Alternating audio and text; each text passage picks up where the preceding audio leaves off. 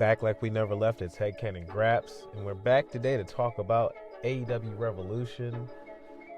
Sorry about the Elimination Chamber video. It is in production currently. My normal software program has been giving me trouble, so currently we are going back to the old school format, and I will have that Elimination Chamber video out for you as soon as I possibly can. But in the meantime, between time, I'm going to give AEW some love, and they just got done with their Revolution pay-per-view tonight, and man, let's start from the main event down, because I am satisfied with what we got out of that main event.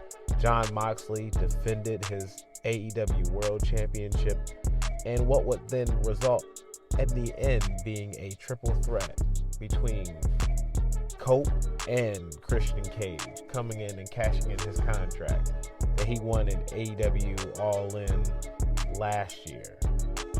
Thank God that he finally cashed in his contract. I was like, when is Christian gonna do this? I get that like Christian could get like this memorial 1 month run in with the title, but no interest in that. I wanted no part of that to begin with. And for myself, when I'm looking at Cope, I don't even like his name. Like Edge, I don't like his new name. Adam Copeland was fine.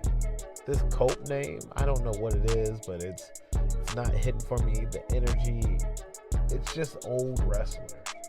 And Mox is now hitting that point for me in AEW of that old hat wrestler that we've seen time and time again. And this iteration is not exciting, it's not fun, it's not captivating, it's not shaking up the grounds of television. But we've invested so much time in it already that I'm glad we didn't just jump ship because people are sick of the storyline. Because we could talk about something earlier in the night that I'm happy about, and that's Swerve Strickland defeating Ricochet to not only get back Prince Nana's role, but also to get the #1 contendership for the AEW World Championship. So at Dynasty, that's coming up, it's going to be Swerve versus Jon Moxley for the title. And the way the pay-per-view goes off is with Swerve jumping Mox and basically sending his message not only to the Death Riders and to Moxley, but to the AEW world that, hey, I'm coming back for my title, I'm focused, I'm locked in, I'm here for the main narrative, and I'm about to take that title. And Swerve should be the one to take that title, because from Swerve taking that title forward, we should be looking at a lot of the different victors from tonight circling Swerve for that world title. And even some of the people who've had some defeats as well. And I'm talking about looking at, hey, Will Ospreay, who won the steel cage match against Kyle Fletcher. Let's look at him being as a contender in the future. He won the cage match. I was excited for their feud. I've loved their first 2 matches at Full Gear and in the Continental Classic at World's End pay-per-view. But my issue with this match was we went a step too far. And my one step too far in the steel cage match was when we did the Spanish fly off the top. That should have been it. That Will should have had to sell, hey, I just had a crazy impact. Kyle should have never even gotten up after that. It should have been over. But okay, maybe we do the Tiger Driver because the Tiger Driver was done to Will. I understand that. But it went a step too far for me. And it's not because, it was too violent, but like, I don't know. It's just storyline-wise, I didn't need to see you go that far. I get that you all are best friends, and sometimes best friends make for the strongest rivalries, but I don't know. They just went one step too far after the Spanish Fly. I think the Spanish Fly was an amazing spot and was enough for the cover alone. So we could have ended off right then and there, but I digress, as Taz would love to say. That is what it is. To talk about other contenders, though, we're looking at Hangman Adam Page, who was victorious in the match against MJF tonight. And with this victory, yeah, I think MJF is going to be able to circle back because his intention is for the world title as well. I think that's one of those losers who's going to be featured in that title scene, but I think Hangman, a big rival of Swerve, circling him now with some victories under his belt. You have Hangman, you have Will. Those are going to be your two big ones to circle around Swerve after Swerve ends up beating Jon. Now, who's going to end up going to All In? That's the big question. Is it going to be Swerve and Hangman in a Texas death match, or maybe a exploding barbed wire death match to end All In? Or do we want to see Will Ospreay finally defeat Swerve and get that win back? I don't know. Who knows? I'm curious to see where things go. Either match I'm excited for. I'm going to be there live to see that match because I'm going to be at All In this year in Texas. So I'm very curious to see where they go. I was there live for the last Hangman and Swerve match, but I think it's Swerve's time to get that belt back and kick us off with a younger generation having that world title again, because it had so much energy last year, and Bryan winning it was a nice moment, but then after Bryan won it, I don't know, there's just this shift with his opponents, and I'll keep it a buck with you. Bryan, one of his opponents should have won the contract at All In last year, and that's Nigel McGuinness, not Christian Cage. Nigel McGuinness should have won that title and then challenged at AEW Grand Slam using that contract, and that should have been his way to get his shot at Bryan. It would have made way more sense. It would have been a way better moment. It wouldn't have been as shocking, and hindsight being 2020, it wouldn't have been a waste of a contract.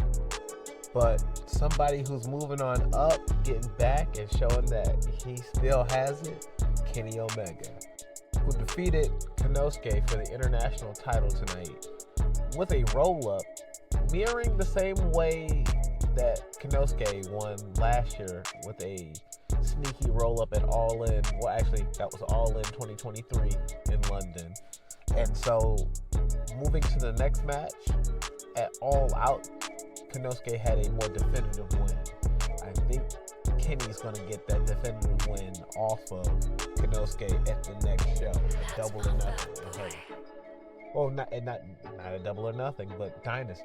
Hey, or maybe we delayed to Double or Nothing somehow. Maybe we get a triple threat where we get Orange Cassidy in there, because I feel Orange Cassidy kind of got slighted in that match, and then this whole build up. So why did I get a triple threat with Orange Cassidy, Konosuke, and Kenny Omega, and then we get to Double or Nothing, Double It Down, Konosuke, Omega, maybe 2 out of 3 falls or something like that, to have this definitive final match in their feud. And Kenny can finally move forward to looking at All In with Okada. But lastly, I cannot miss or not talk about the ladies, because Mercedes had a great match with Momo, and they were able to put on a great show for 19 minutes. She has been putting on classic after classic, Monet that is, and I was asleep last year. I don't know, I think that the storylines just took it out of me, and I still think the storylines have some room to be desired, but man, has she knocked it out the park with everything else this year. So when it comes to the wrestling, last year and this year, she's been on fire, Monet. And so I can't wait for what she does next. I hope it's with Willow. I hope it's with Statlander, but let's see what comes out of that next. But the best match of the night, next to me, well, Swerve and Ricochet, because that was my favorite of the night, just for the result alone. But it's Toni Storm versus Mariah May in this Hollywood ending match. What a crazy end to this match. Falls count anywhere. They gave it to each other. These two women built a great story with their 3 matches, culminating in a bloody, violent affair with callbacks to previous angles with them, ending in this attack from the shoe because, hey, watch for the shoe. She has told you for the last 2 years to watch for the shoe. Well, Mariah did not watch for that shoe, and she took a beating from the shoe, and then they Storm Zero, the move that Mariah has won every single one of her title defenses with, the move that she tried to mock Toni with countless times, but needed, hey, that move put her to sleep and ended what was their complete feud with a great ending shot of the end going across. Man, what a match, what a time, what a bloody affair. I had a great time watching this match.